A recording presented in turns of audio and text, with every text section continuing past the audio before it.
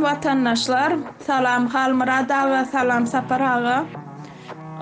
Sessiz kalıp bilmedim de çıkış edecek gelim onu yine etmeli oğlum. 5 milyon halkımız, Türkmen halkımız size yüzleniyor. Utanan yok mu? Utançsız. Utanan yok mu? Bilip koy. Utançsız bular. Utanman 5 milyon halkın önüne çıkıp utançsız oğlu bular. Utanan oklar. Utanan oğlum. Utançsız. Utançsız. Utan. Yaşından utan.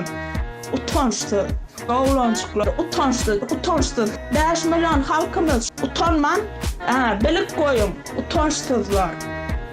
Utançsız heleyler. Utançsız. Men gurulacak geldim de inni. Men hiç ile durup bilmedim de. Utançsız. Utanan ağam var. Utançsız. Sağ olun dinleyeniniz için. Siz özünüze çörek veren adamı sattınız.